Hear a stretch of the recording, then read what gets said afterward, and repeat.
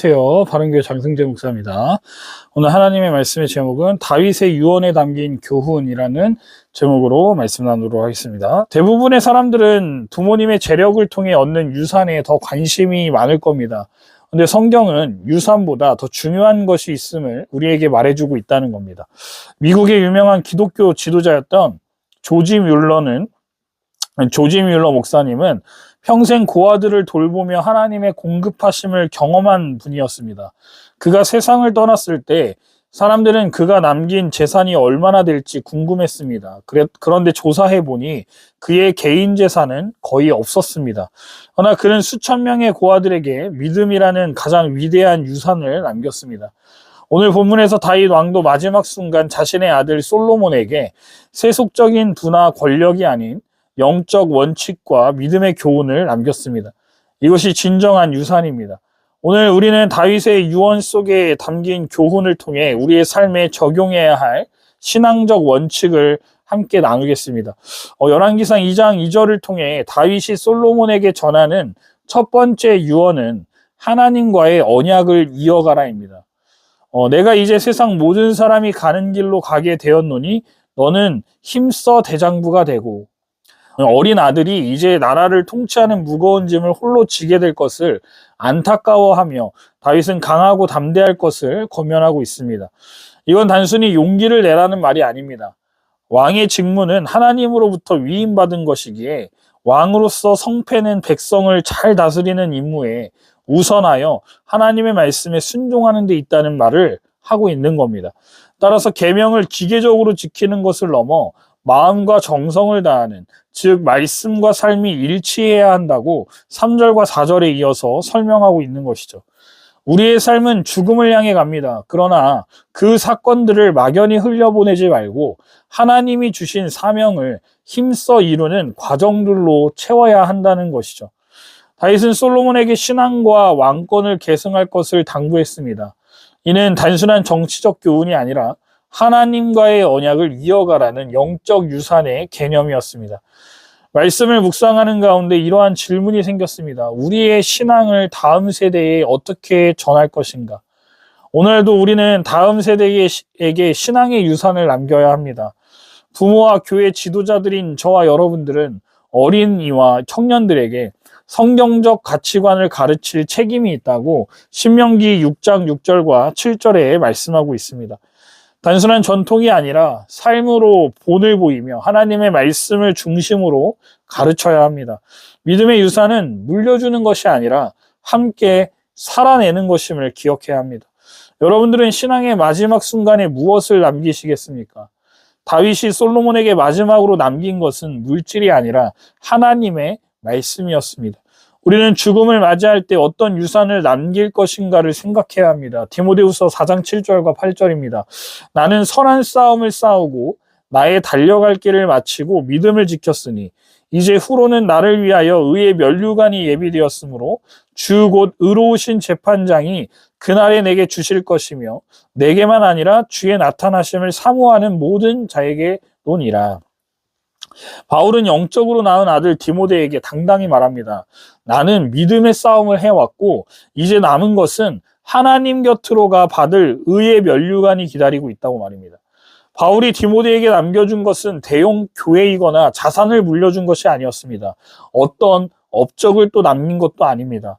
세속적 유산보다도 하나님의 말씀과 신앙의 본보기를 남기는 것이 중요하다는 것을 말씀해주고 있는 본문입니다. 우리는 다윗의 아들 솔로몬에게 남기는 유언을 통해 생각해보면 좋겠습니다. 내 삶이 끝날 때 나는 후손과 공동체에 어떤 신앙의 흔적을 남길 것인가 말입니다. 다윗의 유언 두 번째는 대장부가 되라 합니다. 너는 힘써 대장부가 되고 라는 이 말의 뜻은 히브리어 원문을 보면 힘써는 강하고 용기 있게 행동하라는 의미입니다. 이는 단순한 육체적 강함이 아니라 영적 리더십과 신앙적 결단력을 의미합니다. 성경에서 강하고 담대하라는 표현은 하나님의 명령을 신실하게 따를 때 사용됩니다. 그렇다면 오늘날 신앙인들은 어떤 대장부가 되어야 할까요? 신앙이 흔들리는 시대 속에서 진리를 붙잡고 담대히 서야 한다는 겁니다.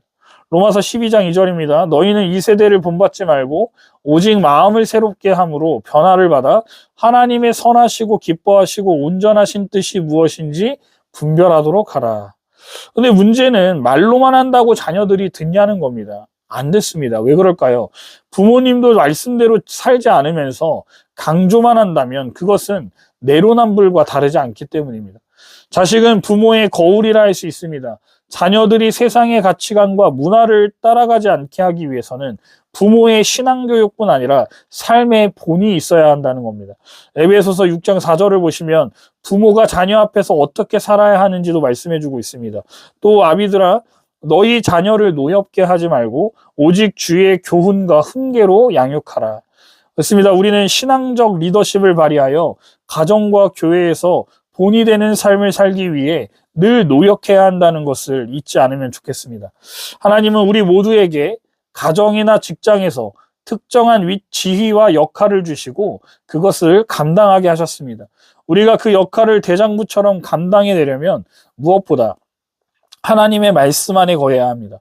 우리 심령의 담대함은 우리의 인간적인 의지의 결과가 아니라 하나님이 주시는 지혜의 능력에서 나오는 열매입니다. 하나님은 당신의 명령을 지키는 자에게 형통함과 번영을 약속하셨습니다.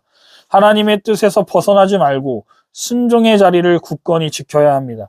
다윗은 하나님의 선택받은 자녀요, 왕으로서 자녀들에게 본을 보이기 위해 노력을 한 사람입니다. 그 삶을 받기에 솔로몬도 처음에는 신앙적 성숙을 보였습니다. 그러나 열왕기상 11장 4절을 보시면 후에 타락합니다.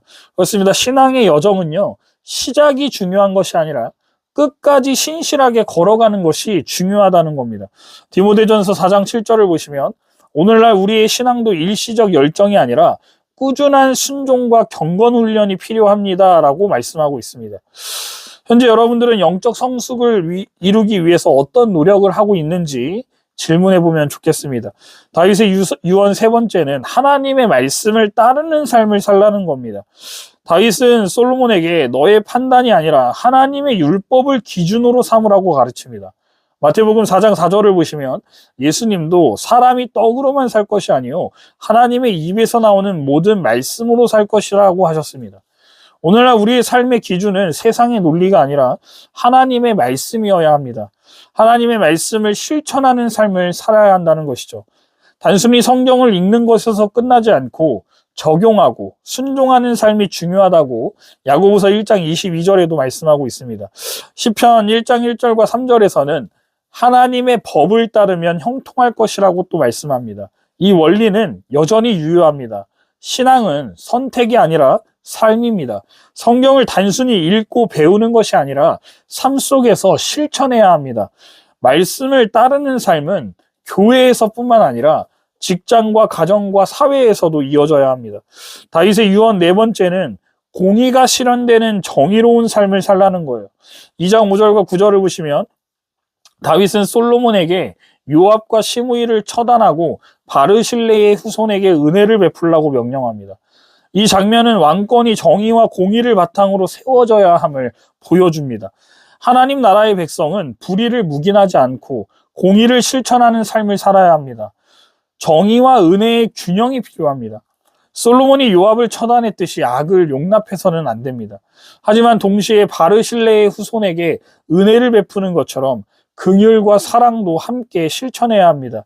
이 유언은 마치 자신이 해야 할 임무를 아들에게 떠넘기는 무책임한 모습으로 오해할 수 있습니다. 또한 다윗의 옹졸함으로 보일 수도 있습니다. 그러나 그렇지 않습니다. 다윗의 옹졸함이 아니라 솔로몬이 앞으로 마주해야 하는 현실을 알려주는 현명한 조언이었다는 겁니다. 요압은 다윗과는 친척 관계이면서 수많은 전투에서 다윗과 싸운 동지였습니다. 그러나 그는 매우 폭력적인 사람이었고 다윗의 명을 어기며 살인을 저지르기도 했습니다. 또한 시므이는 사울 가문의 목락을 다윗의 책임으로 돌리며 복수심을 가지고 있던 사람이었습니다. 반면에 바르실레는 다윗이 압살롬을 피해 도망자가 되었을 때 그에게 음식을 가져다 준 은인이었습니다. 다윗은 이제 막 왕위에 오를 솔로몬에게 위협이 될 만한 두 사람을 지적하면서 솔로몬을 보호하고 그의 권력을 행사하되 상벌을 분명히 함으로써 공정하고 지혜로운 처신을 하도록 당부한 것이었습니다. 우리 역시 가정에서는 자녀들의 부모로서, 일터에서는 대표 혹은 직원으로서 합당한 처신을 요구받고 있습니다. 우리는 욕심과 이기심을 최대한 자제하면서 하나님이 주시는 공의와 분별력으로 부당한 처신을 하며 살아야 합니다. 솔로몬이 공정한 상벌을 통해 국가를 바로 세울 수 있었듯이 공정함을 통해 가정과 일터에서 하나님의 뜻을 세워 나갈 수 있을 것입니다. 하나님이 주신 지위에는 담대함과 공정함이라는 자세가 요구됩니다. 다윗의 유언은 왕이 된 솔로몬에게 그런 태도를 가르쳐주고 있는 겁니다. 하나님이 맡기신 지위에서 우리가 담대함과 공정함을 잃지 않는 유일한 비결은 하나님의 말씀 안에 거하는 것입니다. 하나님께 순종할 때 하나님은 우리의 지위에 맞는 능력도 공급해 주실 것입니다. 말씀을 정리하겠습니다. 우리의 인생도 결국 언젠가 마지막을 맞이합니다. 그때 우리는 무엇을 남길 수 있을까요? 부와 명예, 성공과 업적은 시간이 지나면 흔적 없이 사라집니다.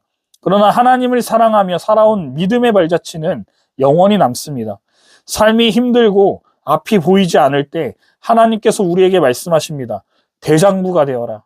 흔들리지 말아라. 내가 너와 함께 하겠다. 강하고 담대한 사람은 자신의 힘으로 버티는 사람이 아닙니다. 하나님의 말씀을 의지하는 사람입니다.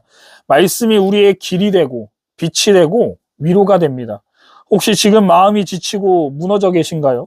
하나님은 여러분을 붙드시고 다시 일으키실 것입니다. 세상의 소리가 아닌 하나님의 음성에 귀 기울이십시오. 세상의 기준이 아닌 하나님의 말씀을 따라 걸어가십시오. 그 길이 곧 생명의 길이며 가장 안전한 길입니다. 오늘도 하나님께서 여러분과 함께 하십니다. 믿음의 유산을 남기는 삶을 살아가십시오. 말씀을 붙잡고 끝까지 신실하게 걸어가시는 저와 여러분들 되기를 바랍니다.